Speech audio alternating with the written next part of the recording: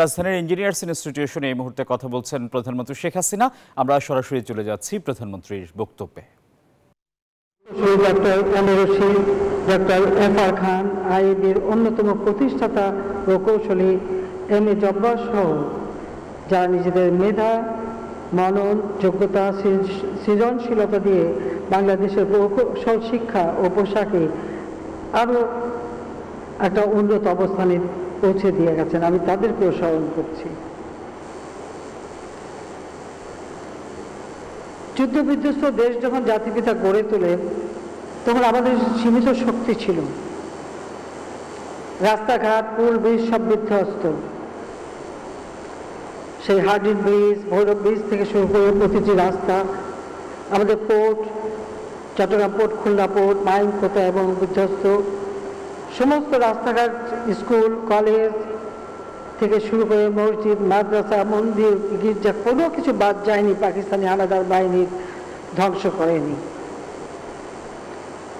আমাদের প্রকৌশলীরা জাতির পিতার নির্দেশে অতি অল্প সময়ের মধ্যে সেই বিধ্বস্ত রেল সেতু, সড়ক সেতু, রাস্তাঘাট সব কিছু একে একে গড়ে তুলেছিলেন।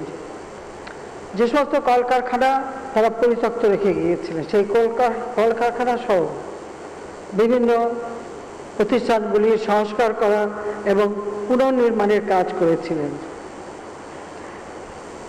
এত অল্প সময়ের মধ্যে এতগুলি কাজ করা, আমাদের প্রকৌশলীরা সেই সময় যারা আন্তরিকতার সাথে কাজ করেছিলেন তাদের যে মেধা এবং যোগ্যতা সেটারই প্রমাণ রাখে।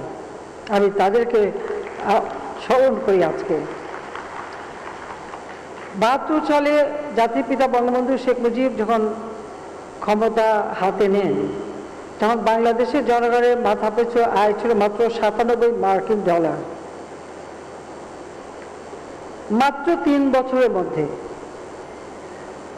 তিনি যে একজন দক্ষ প্রশাসক ছিলেন, তিনি আমাদের ৯ মাসের মধ্যে একটি সংবিধান রচনা করেন। 10 মাসের মধ্যে সেটা আমরা গ্রহণ করি এবং যেখানে বাংলাদেশের সার্বিক উন্নয়নের সমস্ত দিক নির্দেশনা রয়েছে এবং বিধ্বস্ত বাংলাদেশ গড়ে তুলে বাংলাদেশকে স্বল্পোন্নত দেশে তিনি উন্নীত করেছিলেন এবং জাতির পিতা বঙ্গবন্ধু শেখ মুজিবের নেতৃত্বে এই বিধ্বস্ত বাংলাদেশ স্বল্পোন্নত দেশের মর্যাদা পেয়েছিল জাতিসংঘ কর্তৃক। তিনি মাত্র ৩.৫ বছরের মধ্যে মাথাপিছু আয় $২৭৭ উন্নীত করেছিলেন, যেটা অসাধ্য সাধন করে গিয়েছিলেন। কিন্তু আপনারা যদি দেখেন যে সেই সময় যারা জাতির পিতাকে হত্যা করে সেই রক্তাক্ত হাতে ক্ষমতা দখল করেছিল, অবৈধভাবে সংবিধান লঙ্ঘন করে, মার্শাল ল জারি করে, তাদের আমলে কিন্তু এই বাংলাদেশের মানুষের মাথাপিছু আয় বৃদ্ধি পায়নি বলতে গেলে। জিয়াউর রহমানের আমলের প্রতি বছরই ছিল মাইনাস। এরপর সর্বসাকুল্যে ৯১ সালে এসে দেখা গেল মাথাপিছু আয় মাত্র $৬ বেড়েছিল, অর্থাৎ ৭৬ সাল থেকে ৯১ সাল এই দীর্ঘ সময়ে মাত্র $৬ বাড়ে। সেটাও ৯১ সালে এসে, যখন আমরা অনেক আন্দোলন সংগ্রাম করে পার্লামেন্টে সরকারি সেই সময়। এই ছিল বাংলাদেশের অবস্থা। আজকে আমরা বাংলাদেশকে এগিয়ে নিয়ে যেতে পারছি, তার কারণ আমরা পরিকল্পনা গ্রহণ করি যথাযথভাবে আর সেভাবে তা বাস্তবায়ন করি। আমাদের প্রকৌশলীদের যে এই ইঞ্জিনিয়ার ইনস্টিটিউশন বাংলাদেশ ৭৬ বছর ধরে এদেশের মানুষের সেবা করে যাচ্ছে আর স্বাধীন বাংলাদেশে সকলে যে ভাবে কাজ করেছেন আন্তরিকতার সাথে এবং দেশ গড়ার কাজে গুরুত্বপূর্ণ ভূমিকা রেখে চলেছেন। আপনাদের এই কনভেনশন যখন হয় আপনারা অবশ্যই বিগত সময়ে বিভিন্ন ক্ষেত্রে যারা দায়িত্বপ্রাপ্ত তাদের যে কর্মকাণ্ড তার সাফল্য ব্যর্থতা সম্পর্কে পর্যালোচনা করবেন বিশ্লেষণ করবেন। পাশাপাশি আমরা ভবিষ্যতে কিভাবে এগিয়ে যাব, আরও দ্রুত উন্নতি করতে পারব, সেই কৌশল কী কী হবে সেই বিষয়গুলিও আপনারা আলোচনা করবেন এবং সেই কৌশল নির্ধারণ করবেন, যা আমরা অন্তত যখন সরকারে আছি দেশকে এগিয়ে নিয়ে যাওয়ার ক্ষেত্রে কাজে লাগাতে পারব। সেটাই আমি আপনাদের কাছ থেকে আশা করি।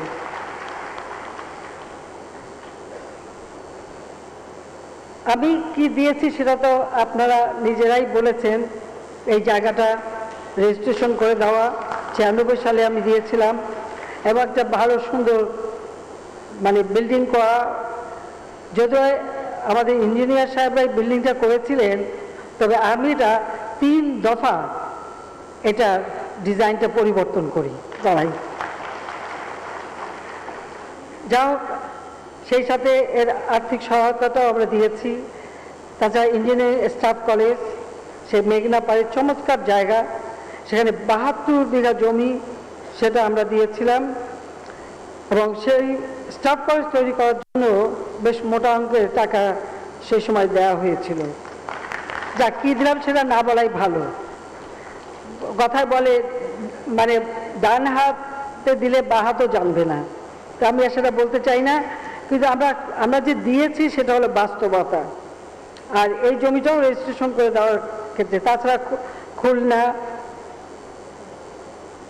চট্টগ্রাম, দিনাজপুর, ফরিদপুর, ময়মনসিংহ, রাঙ্গাদিয়া, পূর্বাচল প্রতি জায়গায় জমি দেওয়া হয়েছে। আর কক্সবাজার, ফেনী, সেখানেও আমরা জমির ব্যবস্থা করেছি। তো আমার একটা অনুরোধ থাকবে, কক্সবাজারে যেটা আপনারা করবেন এই উপকেন্দ্র, সেটা যেন খুব দৃষ্টিনন্দন হয়। কারণ কক্সবাজারটা আপনারা জানেন, আমি সেখানে একটা রেল স্টেশন করিয়েছি। আমি সেখানে এয়ারপোর্ট হচ্ছে আন্তর্জাতিক মানের এয়ারপোর্ট। আমাদের সমুদ্র সীমা 80 মাইল দীর্ঘ বালুকাময় সমুদ্র সীমা পৃথিবীর আর কোথাও নাই, এত দীর্ঘ। তাকেও আমরা যথাযথভাবে কাজে লাগাতে চাই। কাজে সেখানে যেটাই হবে সেটাই যেন এটা মাথায় রেখে হয় যে এটা একটা চমৎকার পর্যটন কেন্দ্র হিসেবে আমরা ধীরে ধীরে গড়ে তুলব, কিন্তু সেখানে প্রতিটি জিনিস যেন সেইভাবেই গড়ে তোলা হয়। আমাদের দেশের উন্নয়নে গতিশীলতা আসুক, সেটাই আমরা চাই। আর সেই লক্ষ্যে ইতিমধ্যে 7টি প্রকৌশল সংস্থার প্রধানকে গ্রেড 1 মর্যাদা প্রদান করেছি, যেটা আপনাদেরই আমি বলবো যে দাবি ছিল। তবে সেই মর্যাদার বিষয়ে এবার আরও কিছু প্রস্তাব এসেছে, সেটা সম্পূর্ণ পর্যালোচনা করতে চান। আমি সব মার্ক করে নিয়ে যাচ্ছি, এর মধ্যে যা যা করা যায় আমরা দেখব। কারণ এটা ঠিক যে আমরা যত পরিকল্পনা করি, দেশের উন্নয়ন করি, এখানে আমাদের প্রকৌশলীদের বিশাল ভূমিকা রয়েছে। তবে আমার একটা অনুরোধ থাকবে যে পরিকল্পনা হোক, সেই পরিকল্পনা যেন 1 নম্বর হচ্ছে পরিবেশ বান্ধব হতে হবে। কারণ জলবায়ুর অভিঘাত থেকে আমাদের দেশকে রক্ষা করা এটা আমাদের লক্ষ্য এবং এটা আমাদের করতেই হবে। আমাদের খরা, বন্যা, জলোচ্ছ্বাস প্রতিনিয়ত মোকাবেলা করতে হয়। কাজে সেদিকে রেখেই আমাদের পরিকল্পনা গ্রহণ। পাশাপাশি পরিকল্পনাগুলি যেন টেকসই হয় এবং খরচের দিকটাও বিবেচনায় নিতে হবে। অহেতুক যে কোনো পরিকল্পনা আমরা গ্রহণ করি, এটা আমি একদিকেও নির্দেশ দিয়েছি যে সেই পরিকল্পনায় এই কাজটা করলে এর থেকে জনগণ কতটুকু লাভবান হবে বা তার রিটার্ন কি আসবে বা যেটা আমাদের জন্য উপযোগী, সেই ধরনের পরিকল্পনা নিতে হবে। শুধুমাত্র একটা নির্মাণ কাজ করার জন্য যেন নির্মাণ করা না হয়, এটাই আমার অনুরোধ।